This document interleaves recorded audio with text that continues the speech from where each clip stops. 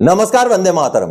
दोस्तों, स्वागत है आप सबका सैनिक पाठशाला में। दोस्तों, आज के वीडियो के 4 महत्वपूर्ण जानकारियां लेके आया हूं। जैसे आप पीछे बोर्ड पर देख पा रहे हैं, बेशक भारत सरकार ने 18 महीने के डीएडीआर के एरियर को लेकर के अभी तक कर्मचारियों को, पेंशनर्स को मना किया हो, लेकिन माननीय सुप्रीम कोर्ट के 5 फरवरी 2026 के फैसले के बाद अब सिनारियो बदल चुका है। क्योंकि माननीय सुप्रीम कोर्ट ने 5 फरवरी 2026 को 11 साल का डीएडीआर का एरियर का भुगतान को लेकर आदेश सुनाया और माननीय सुप्रीम कोर्ट ने कहा कि ये जो डीएडीआर का एरियर है, ये लीगली एनफोर्सेबल राइट है, यानी कि कानूनी तौर पर लागू किया जा सकता है, ऐसा अधिकार है।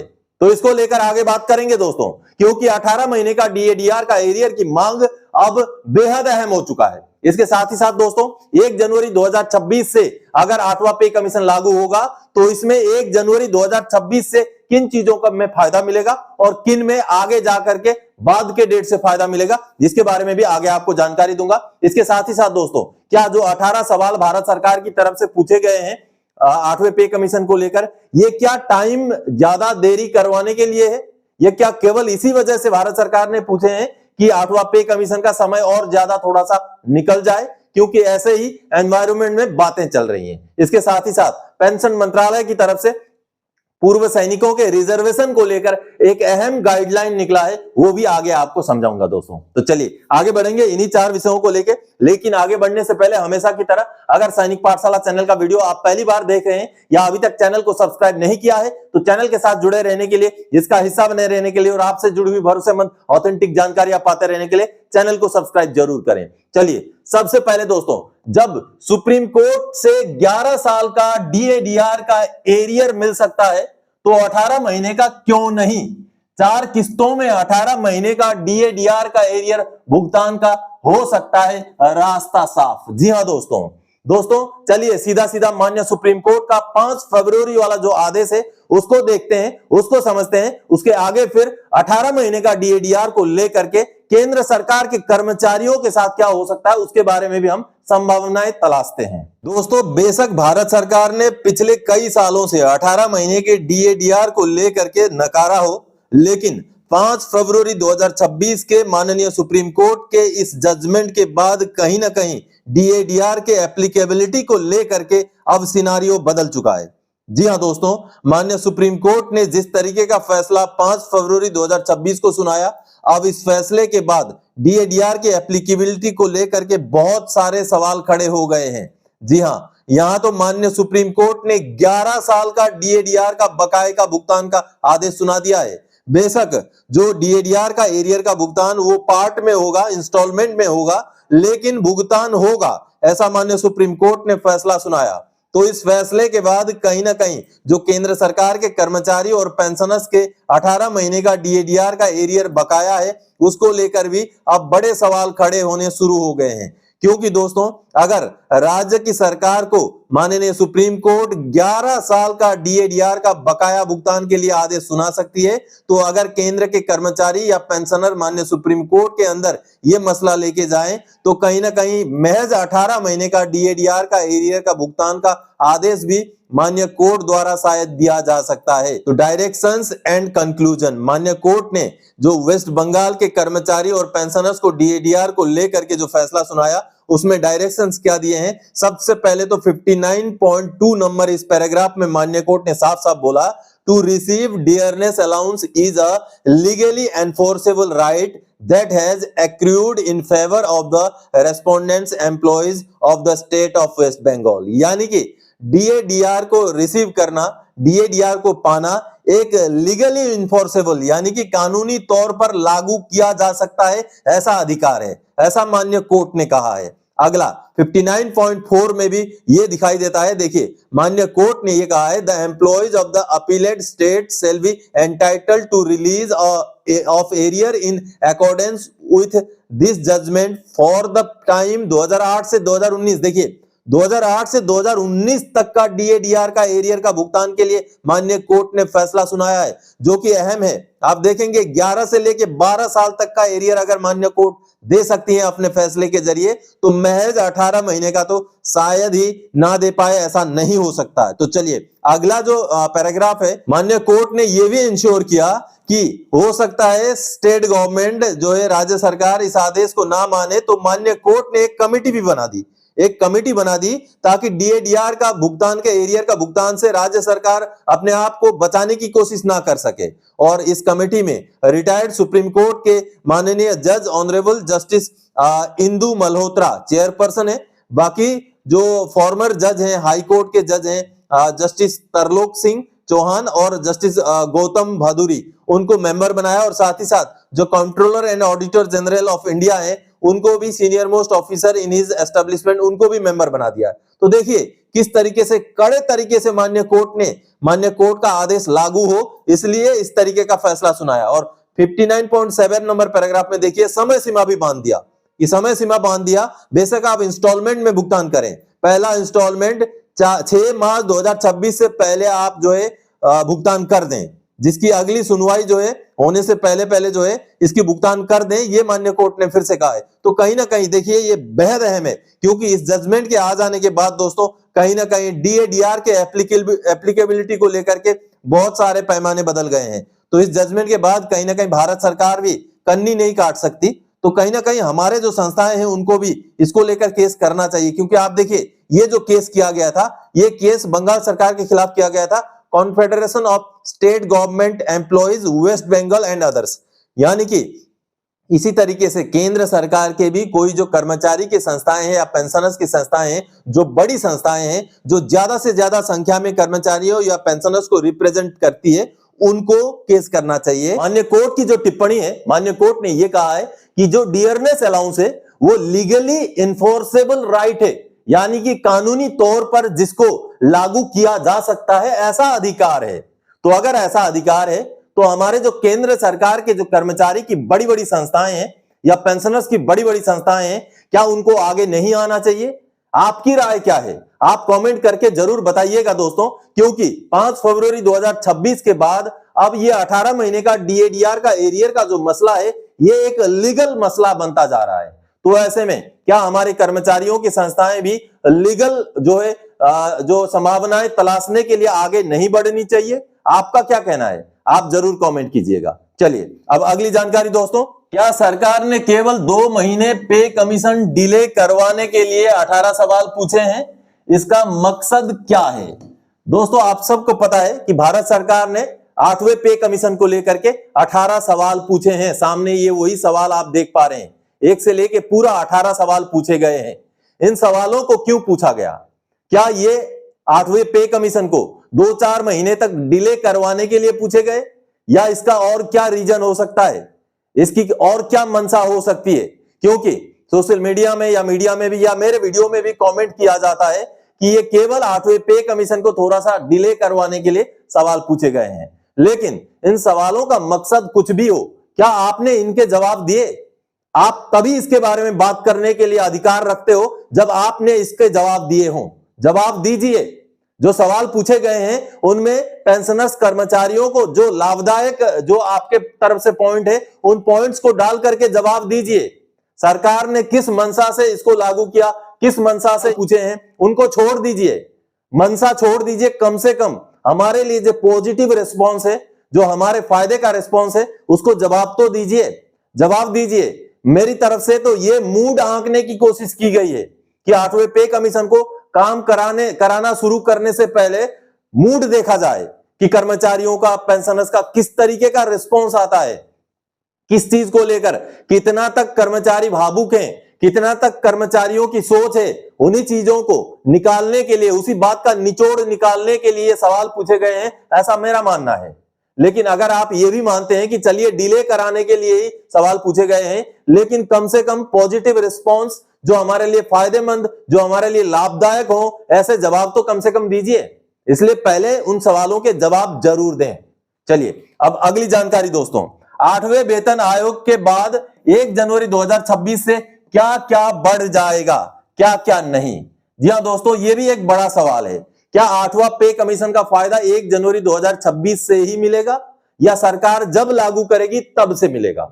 यह सवाल अमूमन पूछा जाता है, क्योंकि संसद में भी जब सरकार को सवाल पूछा गया था कि क्या भारत सरकार 1 जनवरी 2026 से ही लागू करने वाली है 8वां पे कमीशन, तब भी सरकार ने कोई क्लियर ऐसा डेट लिख करके जवाब नहीं दिया। लेकिन दोस्तों 28 अक्टूबर 2025 को जब सरकार ने डिक्लेरेशन किया था, कैबिनेट की तरफ से जब प्रेस नोट जारी किया गया था, तब लेकिन ये डेट जाहिर किया गया था। ये सामने आप प्रेस नोट देखिए। इस प्रेस नोट में अगर आप देखेंगे तो इसके दूसरे पेज में आपको दिखाई देगा दोस्तों, दूसरे पेज में, कि भारत सरकार ने इस कैबिनेट के द्वारा जारी किया गया प्रेस नोट में 1 जनवरी 2026 से ही 8वें पे कमीशन के फायदे मिलने की संभावनाएं हैं, यह बताया था। तो ऐसे में अब सवाल होता है, क्या अलाउंसेस भी 1 जनवरी 2026 से मिलेंगी? क्योंकि 7वें पे कमीशन में ऐसा नहीं हुआ था। 7वें पे कमीशन में बेसिक पे या बेसिक पेंशन तो 1 जनवरी 2016 से बढ़ा दिया, लेकिन जो अलाउंसेस थे, जो क्लास पे थे, ऐसे बहुत सारे अलाउंसेस थे जिनको जुलाई 2017 से बढ़ाया गया था।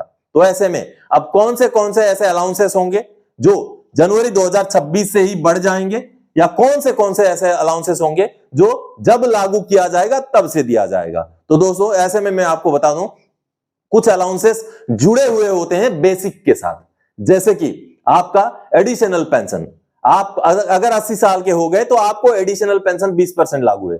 तो जैसे ही 1 जनवरी 2026 को आपका बेसिक पेंशन बढ़ जाएगा, तो आपका एडिशनल पेंशन का फायदा भी आपको 1 जनवरी 2026 से ही मिलेगा। इसके साथ ही साथ डिसेबिलिटी पेंशन, जो डिसेबिलिटी पेंशन या इनवैलिड पेंशन का डिसेबिलिटी एलिमेंट होता है, वो भी उसी डेट से बढ़ जाएगा जिस डेट से आपका बेसिक पेंशन बढ़ेगा। इसके साथ ही साथ और भी कुछ है, CILQ, ट्रांसफर ग्रांट, ये वगैरह, या FMA या HRA वगैरह, लेकिन इन पर डिपेंड करेगा भारत सरकार का अनुमोदन का।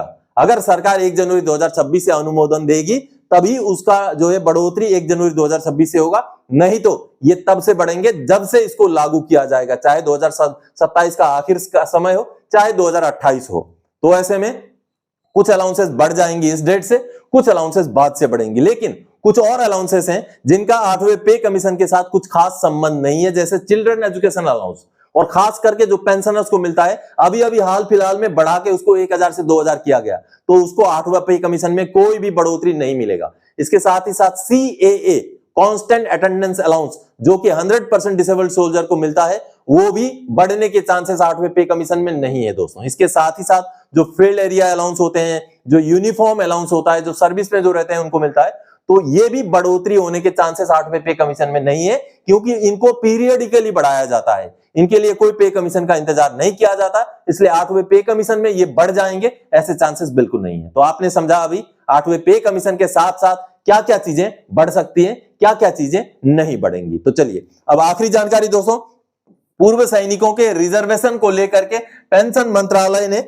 निकाला एक अहम गाइडलाइन। जी हां, पेंशन मंत्रालय की तरफ से एक अहम गाइडलाइन निकाला गया है, जो पूर्व सैनिकों के रिजर्वेशन को लेकर के, जो हम सर्विस में रिजर्वेशन हमें मिलता है, हमें एज का रिलैक्सेशन कितना मिलेगा, या आप नौकरी के लिए जब अप्लाई करते हैं तो वहां जो फीस पेमेंट करना होता है, क्या उसमें भी रिलैक्सेशन है, या तो आपका जो कोटा है जो आपका किस तरीके से डिवाइड करके आपको दिया जाएगा, या एक्स सर्विसमैन के रूप में किन को एप्लीकेबिलिटी होगी, सभी चीजों को इंक्लूड करते हुए ये डिटेल में एक गाइडलाइन निकाला गया है। चलिए उस गाइडलाइन को सीधा सीधा देखते हैं। दोस्तों, पूर्व सैनिकों को नौकरियों में रिजर्वेशन को लेकर के पेंशन मंत्रालय ने, भारत सरकार का पेंशन मंत्रालय ने ये एक लंबा चौड़ा गाइडलाइन जारी किया है। ये लेटेस्ट गाइडलाइन है, इसी गाइडलाइन के बेस पर आगे रिजर्वेशंस मिला करेगा। आप देख पा रहे हैं, compendium of guidelines on reservation for ex serviceman. तो डेफिनेशन ऑफ एक्स सर्विसमैन पहले बताया गया है कि कौन कौन एक्स सर्विसमैन कहलाएगा। आप यहां पर देख पा रहे हैं, आप वीडियो को पॉज करके भी समझ सकते हैं कि आखिर एक्स सर्विसमैन के कैटेगरी में कौन कौन आते हैं। ये पूरा यहां पर दिया गया है, पॉइंट वाइज बताया गया है कि कौन कौन एक्स सर्विसमैन होंगे। उसके बाद उसको लेकर के जो पुराने रूल्स हैं, नोटिफिकेशंस हैं, उनका भी रेफरेंस यहां दिया गया है। उसके आगे फिर application of ex serviceman rules, यानी कि एक्स सर्विसमैन रूल्स किन के ऊपर एप्लीकेबल रहेगा, उनके बारे में यहां बताया गया है। उसके बाद उसके जो रूल्स हैं उसके रेफरेंसेस भी दिए गए हैं। फिर रिजर्वेशन ऑफ वैकेंसीज, वैकेंसीज किस तरीके से रिजर्वेशन होंगी उसका डिटेल्स यहां पर दिया गया है। कौन से ग्रेड के लिए कितने वैकेंसीज होंगे, कितने % वैकेंसीज होंगे, ये सारा आप यहां पर देख पा रहे हैं। ज्यादा समझने के लिए आप वीडियो को पॉज कर सकते हैं, ये देखिए रिजर्वेशन ऑफ वैकेंसीज का पूरा डिटेल्स यहाँ दिया गया है, उसको लेकर के जो रूल्स हैं, जो लेटर्स हैं, उनका भी रेफरेंस यहाँ दिया गया है। आगे देखिए necessary certification from employment exchange and DGR, यानी कि रिजर्वेशन लेने के लिए जो सर्टिफिकेट्स वगैरह चाहिए डीजीआर से या एम्प्लॉयमेंट एक्सचेंज से, उसकी भी जानकारी यहाँ पर दी गई है। नॉन अवेलेबिलिटी सर्टिफिकेट कैसे लेना है, ये सारी जानकारी यहाँ पर दी गई है। आगे जो है कैरी फॉरवर्ड ऑफ वैकेंसीज अगर फुलफिल ना हो या कोई ऐसा सर्कमस्टेंसेस आ जाए ग्रुप सी के, ग्रुप डी के, तो उसको कैरी फॉरवर्ड करने का क्या तरीका है वो भी यहाँ पर डिस्क्राइब किया गया है। आगे एप्लीकेशन फॉर सिविल एम्प्लॉयमेंट के लिए जब एप्लीकेशन दिया जाता है तो उसके क्या प्रावधान है, प्रो राटा फॉर्मा वगैरह क्या होता है, वो सारी चीजें यहां पर इस वाला पैराग्राफ में 6 नंबर पैराग्राफ में यहां पर डिस्क्राइब किया गया है। उसके आगे देखिए 7 नंबर पैराग्राफ में reservation roster for ex serviceman,